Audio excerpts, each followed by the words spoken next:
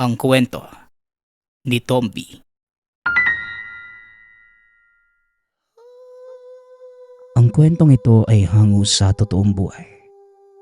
Mula ito sa isa nating tagapakinig na itago na lang natin sa pangalang Wesley. Taong 1978, Katmon, Cebu. Nagkaroon ng matalik na kaibigan si Wesley na tawagin na lang natin sa pangalang Sandro. Matindi ang pagkagusto nito sa bata hindi dahil sa pagiging mabuti. Maraming aspeto kung bakit naging malapit sila sa isa't isa. Matutunghayan natin ito sa kabuuan ng kwento.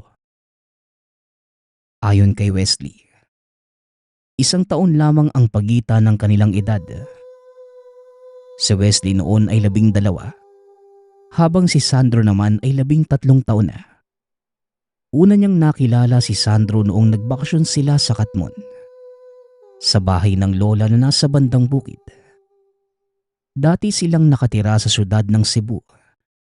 Ngunit dahil dinapuan ng kakaibang sakit si Wesley at hindi mapagaling ng doktor, napili ng mga magulang na dalhin siya sa kanilang probinsya upang ipatingin sa albularyo. Lumiit ang isang paa ni Wesley at tila nagkasakit ng polio. Ang naging sintomas lang nito ay ang pananakit ng balakang, hanggang sa katagalan ay namanhid na ang kaliwang paa. Dahil sa sinapit ni Wesley, pansamantala muna siyang pinatigil sa pag-aaral. Magkakalapit lang naman ang bahay ng lola ni Wesley at bahay ni Sandro. Lupain lang ang pagitan ngunit nasa itaas itong bahagi. Habang ginagamot ng albularyo noon, pansin niya na may batang nakatanaw sa bintana, nakatungtong sa malaking bato na makikita sa beranda. Hanggang sa natanong ni Wesley sa lola na itago na lang natin sa pangalang Bing kung sino ang batang yon. Tumugon naman si Lola Bing na Sandro at nag-iisa na lamang sa buhay. Dagdag pa ng matanda, namamangha siya sa bata dahil kayang mabuhay ng mag-isa. Samantalang ng mga sandaling yun, nararamdaman na noon ni Wesley ang kawalan ng pag-asa na hindi nagagaling pa sa sakit. Nakikita niyang tumatabingi na ang paa, kasabay ng unti-unting pagliit. Hirap na rin itong makahakbang at nakakalakad na lamang kahit papano sa tulong ng saklay. Sa bawat araw na lumipas, napapansin niyang papalapit si Sandro. Hinayaan lamang ito ni Wesley dahil saglit lang naman ang bata at nawawala din paglipas ng ilang sandali. Ayon kay Lola Bing, mabait si Sandro kaya namang kahit hindi pa niya ito lubos kakilala, magaan na ang loob niya sa bata. Nga pala, kaunting description lang sa lugar. Ang bahay ni Lola Bing ay katamtaman lamang ang laki. Isang palapag, nasa ibabaw ng maliit na panglang at may paakyat na daan papunta naman sa bahay ni Sandro.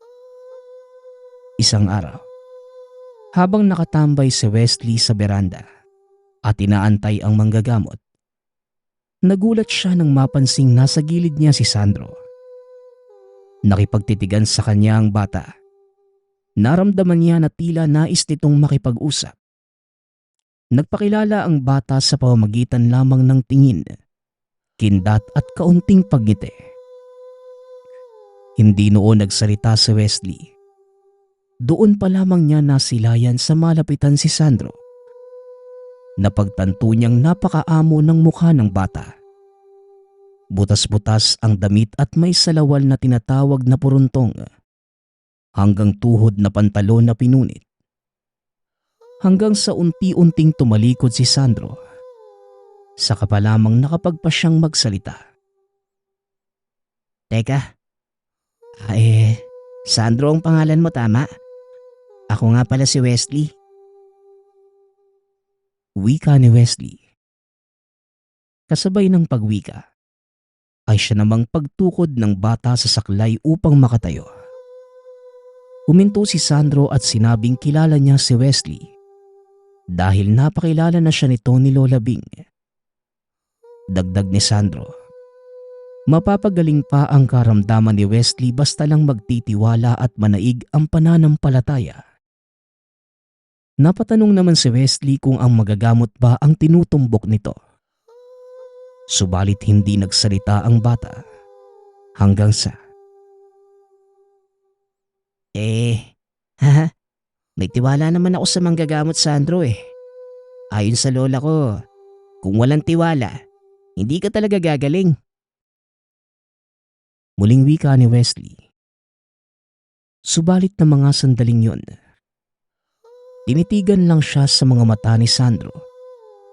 Yung kahina-hinala at alam ng bata na taliwas ang sinasabi sa naiisip ni Wesley ng mga sandaling yon. Ilang sandali pa, nagpaalam na si Sandro at sinabing babalik bukas. Habang hinahatid niya ng tanaw si Sandro, kaagad niyang naramdaman na may kakaiba sa bata at tila napaka-misteryoso. Dumating noon ang manggagamot, kagaya ng ginagawa sa kanya. Hinilot ang kaliwang paa at may nilagay na mga halamang gamot. Madalas niya itong naririnig na may binubulong at dinuduraan ng hangin ang paa. Hanggang sa ilang sandali pa noon, bigla na lamang sinabi ng manggagamot na huwag makikipag-usap si Wesley sa mga taong hindi gaanong kakilala. Maaaring ito ang may kinalaman sa pagkaparalisa at pagliit ng kanyang paa. Natanong ni Wesley kung bakit. May nakausap siya ngunit isa at kanina lang ito nangyari. Sinabi niyang nakausap niya si Sandro at mabuting bata naman. Isang mabagsik na kulam ang ipinukul sa'yo. Kung normal lang, napagaling ka na sana ng doktor dahil may mga gamot naman sa polio. Iwasan mo ang batang si Sandro. May kakaiba sa kanya at alam yun ng mga tao dito sa lugar. Wika ng manggagamot.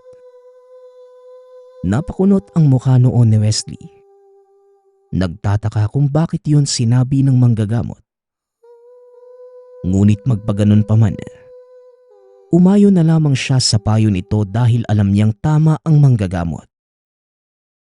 Kinagabihan na, dahil sa binabagabag ang isip tungkol sa mga nabanggit ng manggagamot, natanong ni Wesley ang lola kung ano ba talaga ang pagkatao ni Sandro. Sinabi din niya ang negatibong nabanggit ng manggagamot patungkol sa batang yon. Natural lang naman dahil bata. Pero ang iba, may kakaibang hinala sa kanya. Misteryoso ito at sobrang tahimik. Madalas, nakatambay sa likod ng bahay kung saan may malaking bato doon. Kinakausap ang sarili na parang baliw. Ang sakin naman, natatawa lang ako. Madalas kayang napapadaan dito si Sandro. Nagmamano pa nga sa akin at minsan ko na lang din nakasalo sa pagkain. Dahil inalok ko. Noong mamatay ang lolo mo, 3 taon na ang nakakalipas. Siya ang nagbabantay sa lamay tuwing gabi. Wika ni Lola Bing. Dagdag pa ng matanda. Matapang ito kahit sobrang bata pa noon ni Sandro. Matanda din kung mag-isip at may punto. Mapapaisip ka na lang na mali ang mga sinasabi mo dahil sa binibitawang salita ni Sandro. Pero hindi naman ito arogante. Sadyang malawak lamang ang pag-iisip. Dahil sa sinabing yon ng lola, hindi na pinansin pa ni Wesley ang payo ng albularyo. Inisip na lamang niya na hindi sasabihin kapag nagkausap muli sila ni Sandro. Kinabukasan, maagang gumising si Wesley. Inaasahan niya noon na babalik si Sandro. Paika-ika siyang naglakad gamit ang saklay. Papunta sa beranda at nagulat nang makita ang bata. Nakaupo na sa pader na upuan. Nakangiti pa ito habang nakatitig sa kanya. Mamasa-masa ang buhok na mukhang kakaligo pa lamang. Narinig niya noon ang pag-alok ng agahan ng lola. Ngunit hindi niya pinapansin yon hanggang sa uupo na sana sa tabi si Wesley. Ngunit tumayo naman si Sandro. Gusto mo bang gumaling ka? Sumama ka sa akin. Wika ni Sandro. Kasabay nun, inalalayan si Wesley ni Sandro. Sa hindi malamang dahilan ay sumunod na lamang siya. Nagtataka sa sarili kung bakit pumayag. Habang naglalakad paakyat, tinawag ni Wesley ang lola at sinabing pupunta sila sa bahay ni Sandro upang kahit papano hindi mag-alala sa kanya ang matanda. Nakita niya naman itong nakasilip sa bintana ng kusina. Mapapansin na wala naman itong negatibong reaksyon. Narinig niya lamang ang sinabi ng matanda na umuwi kagad dahil mag-aagahan. Nang makarating sa itaas, dito niya nakita ang bahay ni Sandro. Payak at isang kubo na nakaangat ang sahig sa lupa. May maliit na beranda at halata sa paligid na inaalagaan ng may-ari. Malinis. Nakahanay ang mga bato at may magagandang halamang bulaklak sa bawat haligi ng tahanan.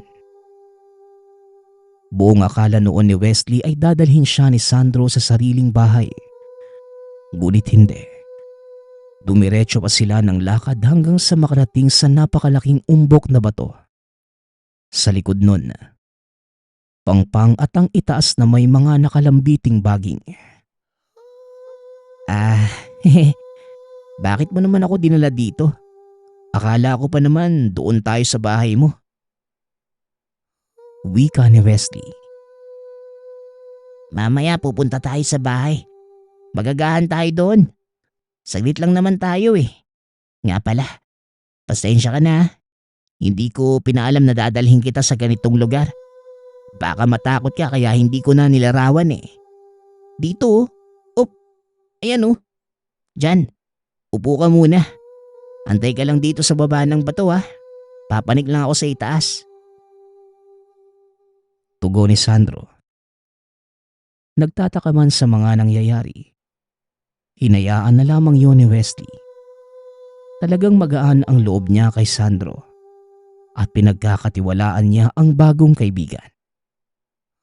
Hanggang sa umakyat si Sandro sa malaking bato. Inangat pa ni Wesley ang ulo upang tignan kung ano bang gagawin doon ng kaibigan. Nakatayo ito sa tuktok ng bato. Umiikot-ikot habang nakapikit ang mga mata at bumubuka ang bibig. Naalala ni Wesley ang sinabi ng lola. Ginakausap ni Sandro ang sarili doon mismo sa lugar kung nasan sila ngayon. Hindi naman weirdong tignan at sa halip. Napangisi pa noon si Wesley dahil natutuwa siya sa ginagawa ni Sandro. Naiisip niyang baka pinapasaya lang siya nito dahil alam niyang ramdam ni Sandro na nahihirapan na siya sa buhay. Ilang sandali pa, bigla na lang kumabog ng malakas ang dibdib ni Wesley. Lumabig ang temperatura sa lugar at tila lumindol. Nakita niya pa ang alikabok sa gilid ng bato na naglaglagan. Niyugyog ni Wesley ang ulo sa paniniwalang baka guni-guni niya lamang yun. Ilang sandali lang. Bumaba na si Sandro. Tumabi ito sa kanya sa pagupo. Payapa ang mukha na tila sobrang saya at may gustong sabihin sa kanya. Napabuntong hininga pa ito at ngumiti. Ano bang sasabihin ko sa'yo? Dapat kang maniwala. Pero hindi ibig sabihin nun, ipagsasabi mo to sa iba ha? Atin-atin lang. Dahil gusto kitang tulungan. Gagaling ka. Pagkatiwalaan mo ko. May gagawin ako at isin mo lang ang sakit ha. Ayos lang pa yun sa'yo? Wika ni Sandro. Natulala si Wesley sapagkat kitang-kita niya ang biglaang pagkaseryoso ng mukha ng bata. Hindi niya na magawang makatanggi na tila may pumipigil sa emosyon. Hinawakan ni Sandro ang kaliwang paa. Pinisilang bandang balakang at ilang sandali ay may dinukot ito sa bulsa. Nakita ni Wesley ang mahaba at makapal na hibla ng buhok na tila tansi na pang isda. Itinali ni Sandro ang kaliwang paa ni Wesley at ilang sandali lang tinitigan muli siya sa mga mata. Ang sabi ni Sandro, kahit anong mangyari ay huwag nitong tatanggalin ang hibla. Natanong naman ni Wesley, paano kung makita yun ng manggagamot? Diretsahan niyang dinagdag na pinagbawalan siya ng manggagamot na makipag-usap kay Sandro. Huwag kang mag-alala. Hayaan mo yun. Tsaka, alam ko namang 4 na araw pa ang lilipas bago muling dumalaw yung manggagamot. Sabat na yun sa bisa ng hibla. Bago mo yan tanggalin. Tugon ni Sandro. Ganun ba? O sige susubukan ko na ang lahat, gumaling lang ako. Malaki yung tiwala ko sa iyo at teka nga. Ano ba to? Manggagamot ka rin ba? Tanong ni Wesley. Saglit na tumahimik si Sandro at tumingin ito sa malayo. Makikita na tila may gusto itong sabihin. Ngunit nagdadalawang isip ang bata. Hanggang sa sinabi ni Wesley na huwag mag-alala ang kaibigan. Dahil hindi niya ipagsasabi kung anuman ang malaman tungkol sa kanya. Ngumiti naman noon si Sandro. Alam mo, maraming bagay na mahirap paniwalaan. Noong mamatay yung mga magulang ko dahil sa aksidente, nawala na ako ng pag-asa sa buhay. Gusto kong kupkupin noon ng tiyahin at tiyuhin ko . Bumabalik sila dito para sunduin ako. Pero tinanggihan ko lahat. Alam mo ba kung bakit? May umaalalay sa akin na engkanto. Wika ni Sandro. Napangiwi ang bibig ni Wesley at nagdadalawang isip kung paniniwalaan niya ang sinasabi ng bata. Pero nakikita niya na tila sobrang seryoso ng mukha nito. Nais man niya sanang itanong kung niloloko ba siya ng kaibigan. Ngunit pinili niyang manahimik na lang at huwag ipahalatang diskumpiyado sa kausap. Hanggang sa nagpatuloy sa pagsasalaysay si Sandro. Ayon dito, ang engkanto ay madalas tawaging mantiyo. Uri ng nilalang na pinaghihinala ang kapre pero hindi. Malayo ang pagkakaiba ng dalawa. Ang mantiyo ay tila tao lang ngunit mas malaki sa karaniwan. Hindi itim ang balat at kakulay ng karaniwang tao. Ang madalas na tirahan ng mantiyo ay mga bato, yungib at pangpang. Bahag lang ang kasuotan at madalas magpakita sa bukang liwayway at takip silim. Nakasilip ito sa bintana noon habang nakalamay ang mga magulang ni Sandro.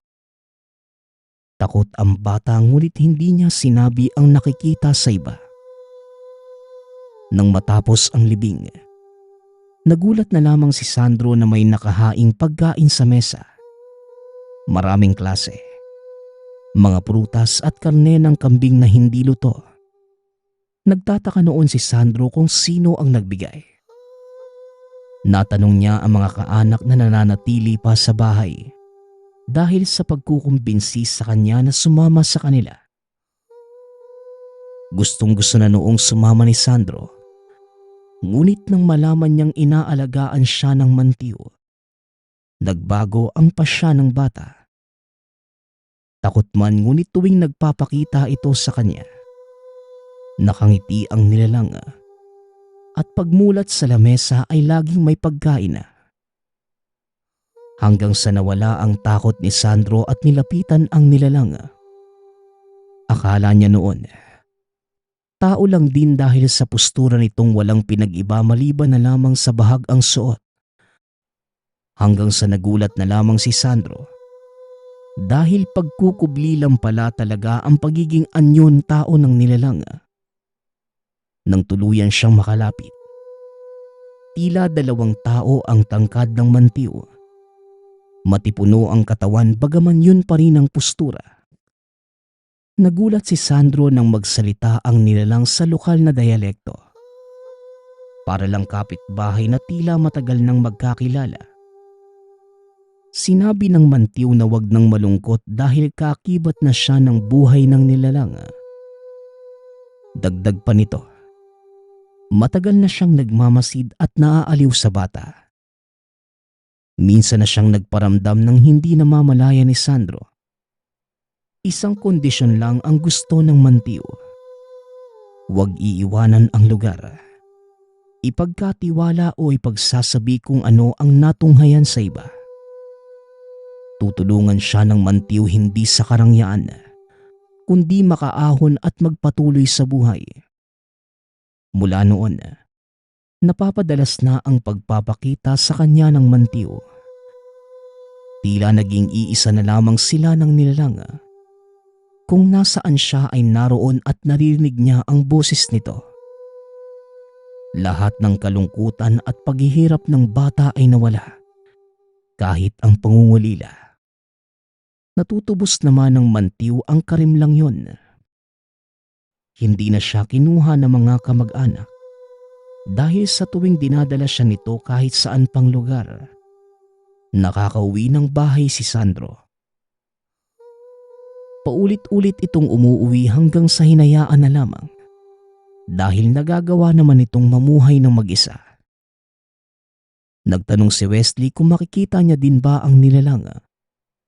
Tumugon naman si Sandro na depende yung kay Wesley kung gugustuhin niya. Baka hanggang salita lamang ito. Matakot kung magpapakita sa personalang Mantiw. Matapos ang pag-uusap ng dalawa, pinili ng mga itong pumunta sa bahay ni Sandro. Laking pagtataka noon ni Wesley nang tumayo siya ng walang kahirap-hirap. Nakatukod man ang saklay sa lupa, ngunit ramdam niya sa sariling magaan na ang katawan. Nagagawa din niyang maigalaw ang kaliwang paa. Ang sabi ni Sandro, ilang araw lamang ay tuluyan ng gagaling si Wesley. Natuwa ang bata bagaman hindi kumbensido sa mga sinabi ni Sandro. Ramdam niya sa sarili ang paglakas. Kinabukasan, unti-unti nang nararamdaman ni Wesley ang paggaling. Hindi na matamlay ang mga paa at tila dumadaloy na ang dugo sa ugat. Hindi niya sinabi kay Lola Bing ang ginawa ni Sandro. Ngunit sa pagkakataong yon, nainganyo si Wesley puntahan si Sandro. Maayos na kahit papano ang paglalakad, kaya naisip niya na kaya na kahit walang saklay. Nang makarating si Wesley sa tahanan ni Sandro, wala doon ang kaibigan. Tinignan niya pa ang buong paligid. Ngunit wala talaga si Sandro. Bagaman bukas ang pinto ngunit mahahalatang walang tao sa loob. Yumuko si Wesley hanggang sa ganun na lamang ang pagkagulat. Nang makita si Sandro na naroon pala sa paanan ng malaking bato. Nasa harap ng bata ang napakalaking taong nakabahag. Hindi nakagalaw si Wesley. Kaganyang naisip na ito ang Mantiw na tinutukoy ni Sandro. Meron itong malagong balbas. Mahaba ang buhok at may mga palamuti sa katawan na hindi niya matukoy kung ano. Hanggang sa napansin na bigla na lamang siyang nilingon ni Sandro at kinawayan. Hindi alam ni Wesley ang gagawin. Pinalapit siya ng kaibigan. Sumigaw ang bata at sinabing huwag matakot dahil walang mangyayaring masama kay Wesley. Nilakasan naman ng bata ang loob at marahang pumunta sa lugar na yon. Habang papalapit, napapailing na lamang ang bata dahil sa nakakakilabot talaga ang itsura ng nilalang. Yumuko si Wesley at nang makarating, sinabi ni Sandro na malaya nang makikita ni Wesley ang kaibigang Mantiw dahil pinahintulutan na siya nito. Dagdag ni Sandro, ang nakatali sa paa ni Wesley ay walang iba kundi ang buhok ng nilalang. Hindi kumikibo ang Mantiw ngunit halatang natutuwa sa kanya. Ilang sandali pa, Naglaho na lang bigla ang nilalang kasabay ng pag-uwika ni Sandro na, Kaibigang Wesley, magaling ka na. Sabi ko na nga ba gagabayan ka rin ng mantiw eh. Ngayon, dalawa na tayo. Ang pagpapahintulot ng mantiw na magpakita sa'yo, isa sa mga senyales na kumapit na din siya sa'yo. Huwag kang mag-alala. Hindi naman siya nakakatakot eh. Dapat mo siyang pasalamatan. Siya ang nagpagaling sa'yo. Higit sa lahat, anumang sumpa o sakit na dadapo sa'yo, hindi tatalab maliban na lang sa natural na sakit sa katawan.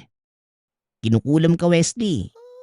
Kinukulam ka ng kapitbahay niyo sa lungsod ayon sa mantiw. Hindi niya alam ang dahilan eh. Pero ang sigurado lang siya sa ngayon, nawala na yung kulam. wika ni Sandro. Dagdag ng bata, kung magpapakita sa kanya ang mantiw, isipin na lamang niya na isa itong normal na tao at huwag ipapahalata sa iba. Baka mangyari kay Wesley ang sinapit niya sa mga kapitbahay sa lugar na iniisip na nababaliw na siya. Hindi nakikita ng iba ang nilalang, maliban na lamang sa kanya at ngayon pati na rin kay Wesley. Kinikilabutan man noon si Wesley, pero habang lumalaon, nawala na ito at napalitan ng saya. Lalo na noong malaman niya na magaling na siya sa iniindang sakit. Nagpasalamat si Wesley kay Sandro, maging sa mantiw at iniisip na tama lamang na pumunta siya sa lugar. Tuluyan ng gumaling sa Wesley. Napatunayan niya na nakulam nga siya. Umamin ang mangkukulam sa ginawa ng minsan itong bumisita sa bahay nila sa syudad. Nainggit lang siya at sinabing patawarin na sa nagawang pangkukulam sa kanya. Natuklasan niya na ginagambala ito ng mantiw araw-araw. Hanggang sa nagbinata na si Wesley, pinili niyang tumira sa Katmon. Masaya naman noon si Sandro na palagi silang magkasama. Kahit saan magpunta ay gabay nila ang mantiw. Tila walang problema ang dalawa hanggang sa kalaunan. Nakapagtapos ng pag-aaral si Wesley. Habang si Sandro naman noon, pinag-aral din ng mga magulang ni Wesley. Bagaman hanggang makapagtapos lamang ng sekundarya, sobrang laking tulong na yon para kay Sandro. Hanggang sa nagkaasawa at nagkaroon sila ng sari-sariling pamilya, hindi nawawala ang pagkakaibigan ng dalawa. Ito lang ay dahil kay Sandro at ang kaibigan nito, mantiw. Ang susunod nating kwento ay mula sa isa nating tagapakinig. Naitago na lang natin sa pangalang Bea. Taong 2011. Probinsya ng Iloilo. 18 taong gulang si Bea na maging empleyado sa isang establishmento sa Makati. Bagaman hindi natapos ang kursong kinuha sa kolehiyo, hindi naman ito naging hadlang upang matanggap siya sa mataas na posisyon. Hindi naging madali ang kalakaran dahil halos lahat ng kasama ay nakapagtapos. Ngunit nilakasan niya lamang ang loob dahil sa nobyong laging nakasuporta sa kanya. Nasa pagsasanay pa lamang ay palagi na itong binubuli ng mga kasamahan, lalo na sa pananamit at pag-aayos ng sarili. Gayunpaman, hindi ito tinignan ng dalaga bilang negatibo. Bagkus mas pinagbuti niya ang trabaho. Bea, ano ba yung suot mo? Papasok ka sa orientation na ganyan ang itsura mo? Para kang maglalabas sa sapa sa tali ng buhok mo ah. Ay Diyos ko, itong babae na to, hindi ka na papasok hanggat hindi mo naaayos ang sarili mo. Labas! Wika ng babaeng gwardya na tawagin na lang natin sa pangalang Zenny. Ano bang dapat? Pag hindi naman nakatali ang buhok ko, mukha akong bruha sa kapal. Saka malinis naman ako ah. Grabe naman po kayo. Tugon ni Bea. Bea, sige na. Ayusin mo na yan para matapos na. Hiramin mo yung gamit ko sa locker. Sa hindi bastang tao makakaharap natin, no? Lalo pat nasa unahan ka pa ng hanay natin. Sige na, dalian mo na. Wika ng kaibigang si Sonia. Bumalik si Bea sa banyo at bahagyang tinignan ng sarili sa salamin. Tinanggal ang pangtali at hinayaang lumugay ang malagong buhok. Inayos ang gamit maging ang postura. Sinabi sa sarili na kaya niya. At kahit ano pang sabihin ng mga kasama ay wala itong pakialam. Minuto lamang ang lumipas. Bumalik na ang dalaga sa silid na pagdadausan ng programa. Kahit ayaw siyang papasukin ng gwardya. Wala na itong nagawa pa. Ilang sandali lang ay natapos na ang oryentasyon. Nagulat ang mga kasama na inilipat ang dalaga sa hanay, kung saan babagay sa kanyang kwalifikasyon. Laking pasasalamat niya at hindi siya nahanay sa mga mapanghusgang mga kasama. Mabilis na umusad ang panahon. Naging maayos naman ang trabaho ni Bea sa nasabing gusali. Sa kagustuhan na maging regular sa trabaho. Kahit nahihirapan ay pinilit niyang gawin ang lahat. Trinabaho niya ang lahat ng ito. Kahit patakbuhin ni Bea ang kahabaan ng EDSA, wag lamang mahuli ay ginawa niya. Sa ilang buwang nakalipas, laking pasasalamat ng dalaga dahil nakuha niya ang ninais. Ngunit hindi talaga lahat ay naaayon sa kagustuhan ng tao. Ilang araw bago ibaba ang memo para sa kanya, lumabas ang resulta na nagdadalang tao si Bea.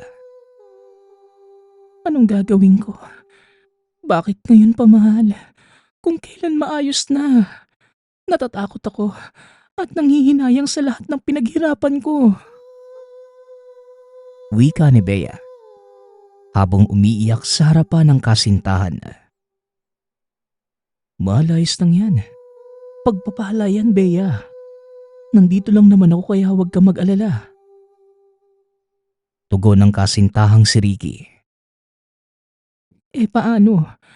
Kahit nga dalawa na tayong may trabaho, palagi pa rin tayong kinakapos sa mga gastusin sa bahay.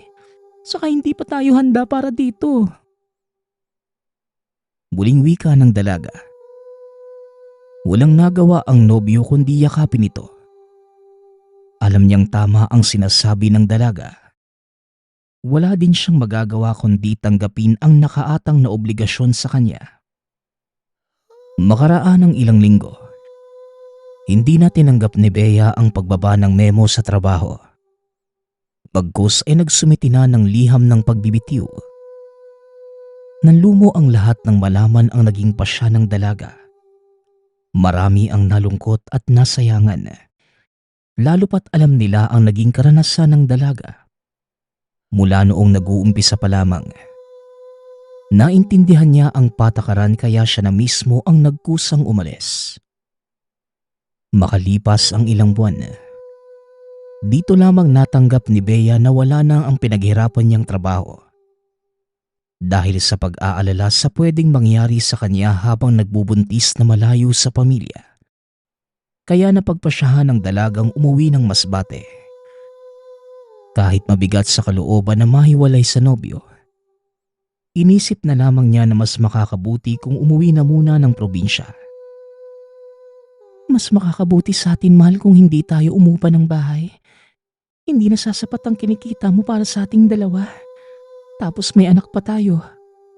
Pero kung nasa probinsya ako, kahit papano, mababawasan ang inaalala natin. Wika ni Bea. Mabigat sa loob ko na mapalayo sa'yo, mahal. Pero kung buo na yung pasya mo, sino ba naman ako para tumutol? Tsaka mas mabuti sigurong makasama mo muna yung pamilya mo, mahal. Para maalagaan ka na maayos. Hindi katulad ko na palaging wala sa bahay. Tugon ni Ricky.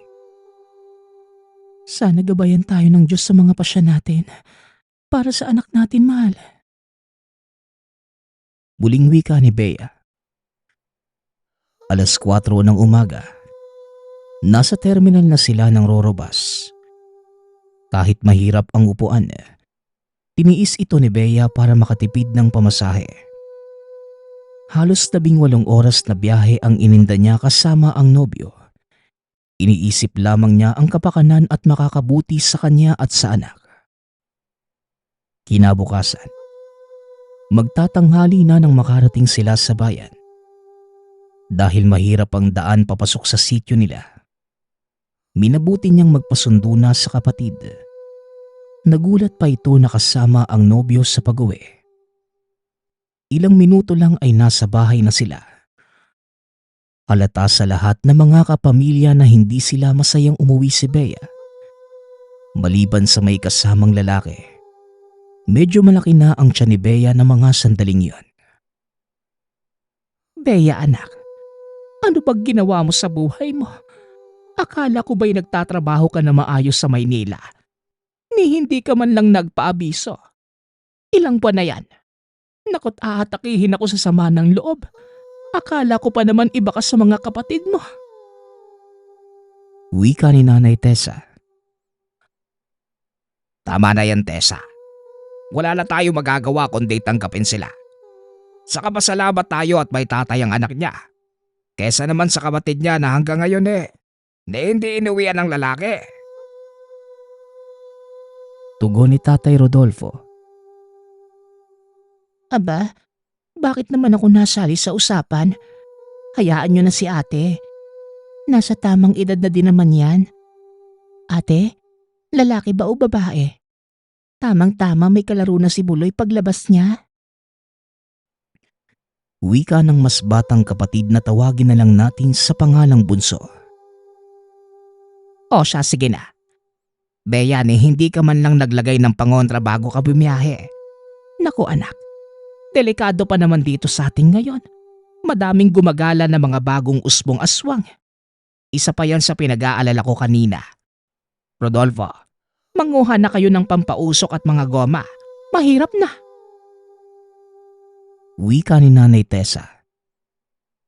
Bago tuluyang dumilim ay kumilos na ang lahat. Habang may gumagayak at nagsisiga, abala naman ang iba sa pagluluto para sa pag-uwi ni Bea at sa bagong isisilang na sanggol. Tradisyon na ng pamilya ang pagkatay ng hayop, kasama ng mga pagpapainom ng ama sa mga kasamahan sa pamamalaot. Natapos ang gabi na maayos naman ang lahat. Ilang araw ang lumipas na walang panggagambalang nangyari. Ngunit yun ang naging pagkakamali ng pamilya. Naging kumpiyansa masyado ang lahat. Dumating ang araw ng pagbabalik ni Ricky sa Maynila. Nangako itong babalik 4 na buwan bago manganak ang nobya. Sa unang gabing wala si Ricky, hindi maiwasan ni Bea na malungkot. Sa ilang taong magkasama, ngayon lamang sila magkakahiwalay dahil sa trabaho ni Ricky sa Maynila. Sa pagpapatuloy ng kwento, dahil sa lungkot na nararamdaman, gabi-gabi itong bumabangon para buksan ang bintana. Maghahating gabi, lahat ay mahimbing nang natutulog nang nagising ang ina ng makaramdam na mga kaluskos. Bumangon siya para alamin kung ano yon. Isa-isang binuksan ang kwarto ng mga anak para makita kung saan banda nang gagaling ang ingay. Naabutan ng ina si Beyang nakadungaw habang natutulog sa tapat ng bintana. Bea, hindi maganda yung ginagawa mo anak. Lalo pat gabi na. Napakadelikado. Paano kung makadaan ang... Natigil ang ina sa pagsasalita nang nakita niya ang nilalang na nakadapa katapat mismo ng dinudungawan ng anak. Nanginig ang katawan ni Nanay Tessa sa takot nang makitang nakangisi ito habang nakatingin sa kanila. Napasigaw pa ang ina nang makitang may mga patak ng dugo sa sahig kung saan nakaupo ang anak. Batid niya na may nangyari sa anak habang natutulog. Sa lakas ng pagsigaw ng ina, nagising nito ang lahat ng mga kasama sa tahanan. Diyos ko anak, Anak Bea! Tulong! Tulong! Wika ni Nanay Tessa. Ano bang nangyayari, Tessa? Bea! Tugon ni Tatay Rodolfo. Doon nila natuklasang hindi pala tulog ang anak. Nawalan ito ng ulirat dahil sa ginawa ng nilalang sa kanya. Halos puno na din ng dugo ang pangunahang parte ng tiyan ni Bea. Kagad itong binuhat ng ama. Sakay ng tricycle na minamaneho ng kapatid. Pinuntahan nila ang sentro na malapit sa sitio. Sobrang layo na kung tatakbuhin nila ang ospital. Minuto lamang ang lumipas. Nagsidatingan na ang mga trainee at volunteer ng sentro para magsagawa ng unang paglunas sa pasyente. Buti na lamang, merong kumadrona na naka-duty ng mga oras na yun. Ngunit sa kasamaang palad, napansin nilang umimpis na ang tiyan ni Bea at wala na itong laman. Halos madurog pa ang matres ng pasyente sa sapilitang pagpapalabas ng anak sa sinapupunan na sanhi ng pagdurugo. Dahil sa nangyari, wala nang nagawa ang kumadrona kundi humingi ng agarang operasyon. Kailangang putulin ang napinsalang bahagi sa bahay bata ng ina bago pa magkaroon ng malawakang pinsala. Halos walang paglagyan ng sakit na nararamdaman ang pamilya ni Bea ng mga oras na yon. Laking pasasalamat ng mga ito dahil magaling ang nakatokang kumadrona at nailigtas si Bea sa bingit ng kamatayan. Masakit man ang nangyari, minabuti na lamang ng pamilya na tanggapin ito. Ilang buwan ang nakalipas at sa awa ng Diyos, naghilom na ang mga sugat ngunit sa kasamaang palad. Hindi na ito magkakaroon pa ng kapasidad na magbuntis. Sa kasalukuyang taon, nakabalik ito sa trabaho. Naging daan ng isang admin sa dating pinapasukan upang makuha muli ang nais. Sobrang pasalamat niya sa mga taong bumubuhay muli ng pangarap. Kahit anuman ang pinagdadaanan, may mabuti pa ring balik at ginagamit niya ito para makalimutan ang dulot ng maling desisyon. Ang huli nating kwento ay mula sa isa nating tagapakinig. Naitago na lang natin sa pangalang Pablo.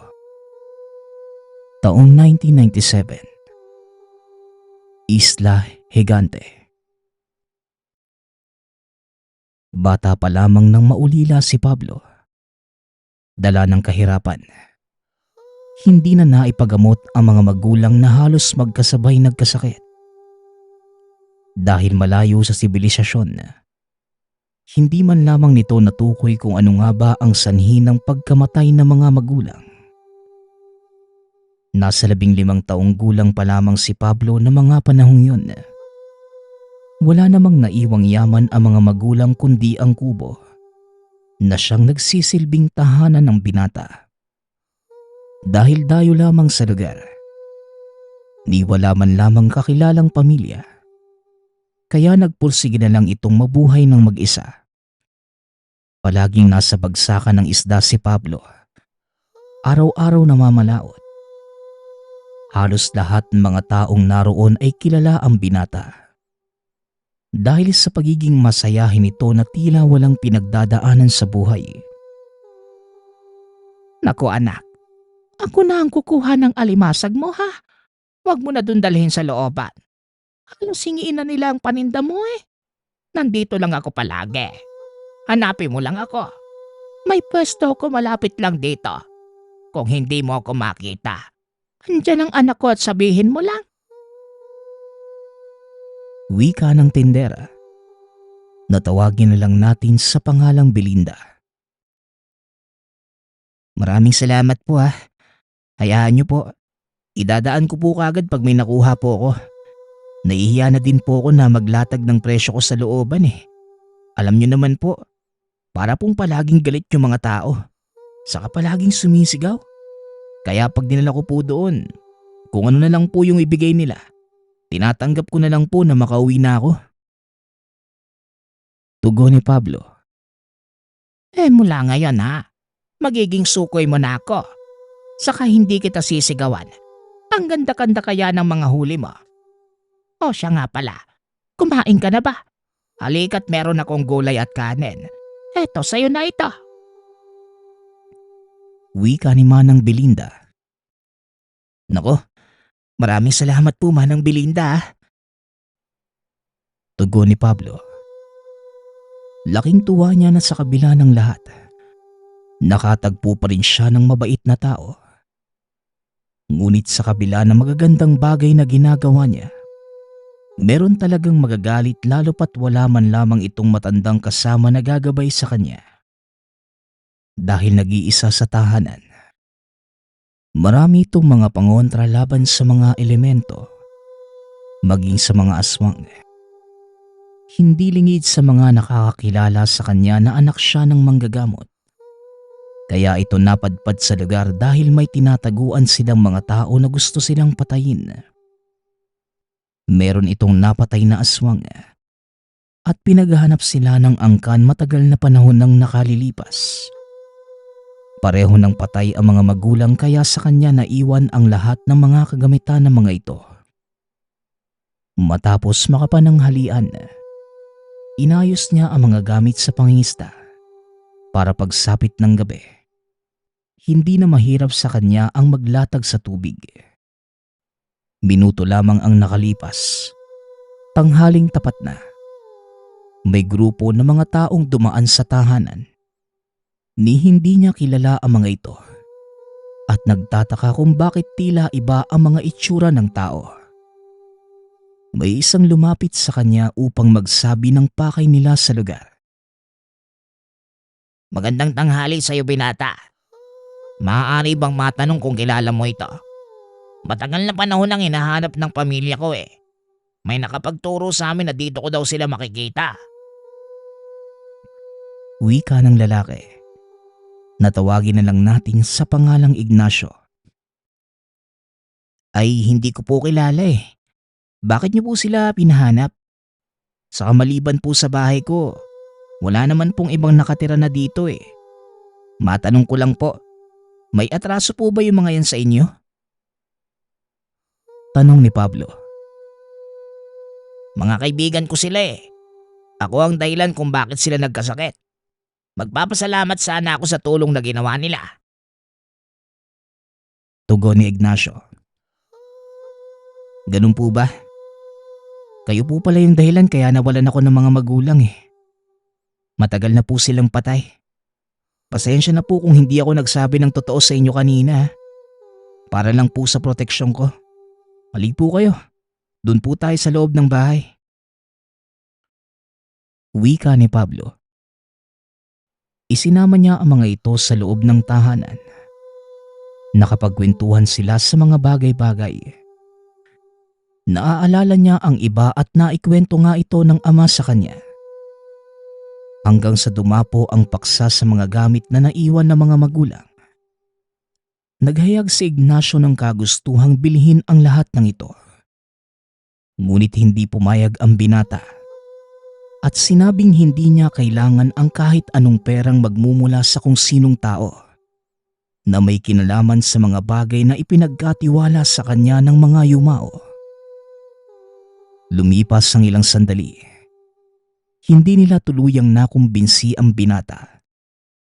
Dismayado nilang nilisan ang lugar at sinabi, kung sakaling magbago ang pasya ng binata, puntahan lamang sila sa address na binigay nila.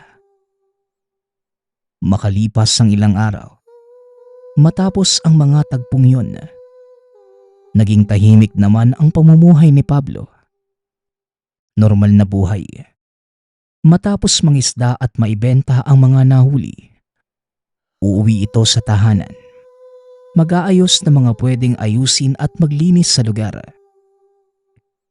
Buong akala niya ay doon lamang iikot ang buhay. Ngunit isang araw ay nagkaroon siya ng engkwentro sa bagsakan. Ay bata, bakit hindi ka na nagdadala ng mga kuha mo sa amin? Hindi mo ba kami kilala? Ha?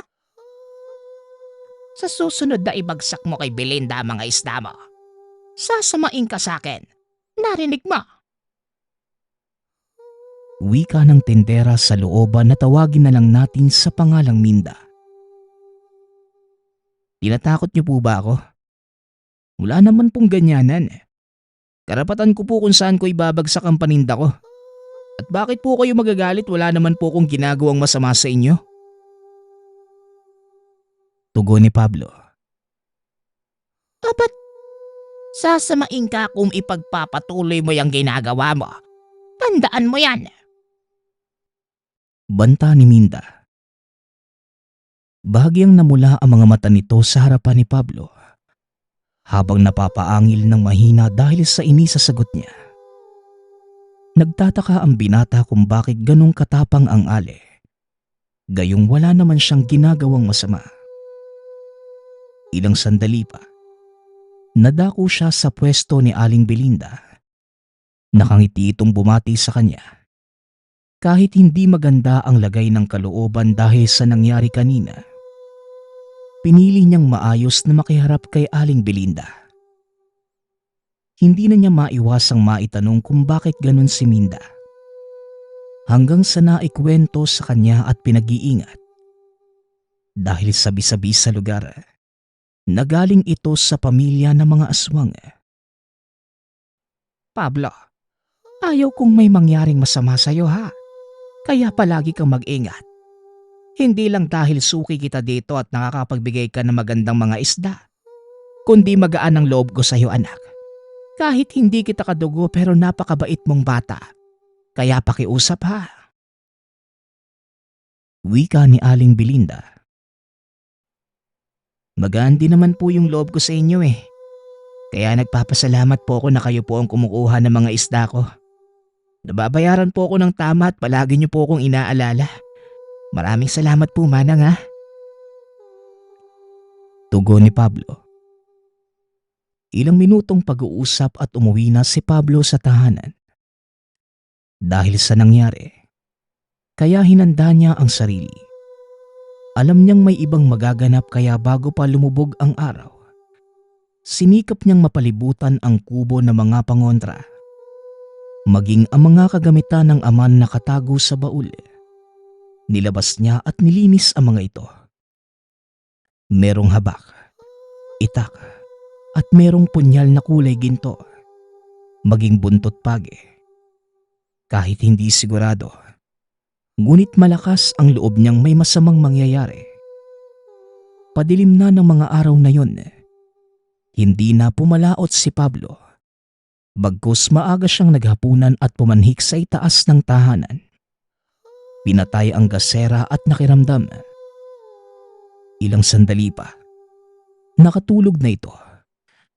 Dahil sa pagod kaya hindi niya napigilan ang antok. Maghahating gabi nang maalimpungatan ang binata. Nang may marinig siyang kaluskos mula sa gilid ng tahanan. Nakarinig din siya ng mahinang pag-angil. Noong una, hindi pa gaano ramdam. Ngunit minuto lamang ang nakalipas. Biglang may bumundol sa dingding dahilan ng pagkabutas nito. Dahil gawa lamang sa kawayan, mabilis itong nasira. Mula sa kinaroroonan, may naaninag siya na napakapangit na nilalang na may mahabang pangil na mukhang baboy ramo. Maliwanag ang sikat ng buwan kaya sobrang hayag sa kanya ang kabuuan nito. Ngunit hindi man lang siya nakadama ng takot. Bagkus galit dahil nasira ang tahanan. Kinuha ni Pablo ang buntot pagi maging ang gintong punyal. Biglang lumundag muli ang nilalang pasugod sa kanya. Hinataw niya ito ng buntot pagi ng paulit-ulit. Para itong demonyo na umaatungal dahil sa sakit sa bawat pagtama. Ilang minuto pa nang nakita niyang nakadapa na ito at tila puro paso ang balat. Dala ng galit sa nilalang. Hindi na ito nagdalawang isip na paslangin ang kaharap. Sinaksak niya ito gamit ang punyal. at napagtanto na wala ng buhay ang elemento. Hindi na niya inisip ang usisain kung sino ito. Bagkus ay dali-dali nang nag-impake ng mga gamit sa takot na babalikan ng angka ng mga aswang. Kahit masama ang loob na lisanin ang tahanan, wala din siyang nagawa kundi isipin ang kaligtasan ng buhay. Dala ang mga kagamitan. Sumakay siya ng bangka at tuluyang nilisan ng isla. Nasa isip niyang hanapin ang lugar ni Ignacio. Alam niyang ito lamang ang makakatulong sa kanya ng mga oras na yon. Umaga na nang marating niya ang kabilang isla. Sa kanyang pagtatanong, hindi naman naging mahirap na hanapin ang bahay nito.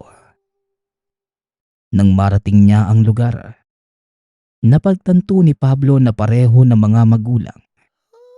Isa din pala itong manggagamot. Kaya nito bibilhin ang mga gamit na magulang. Dahil makakatulong yun sa pagbuksa ng mga nilalang na nanggagambala sa mga tao. Naikwento din niya ang nangyari sa kanya. Kaya para makabayad ng utang na loob sa mga magulang ni Pablo, kinupkop niya ito at hindi kalaunan.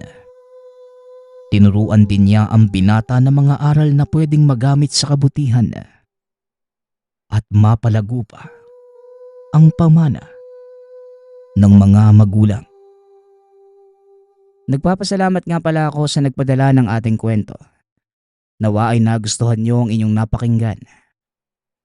Nagpapasalamat din ako sa lahat ng sumusuporta sa ating channel. Nawa ay patuloy niyong suportahan at pakinggan ang ating mga kwento. Hanggang sa muling pakikinig. Paalam.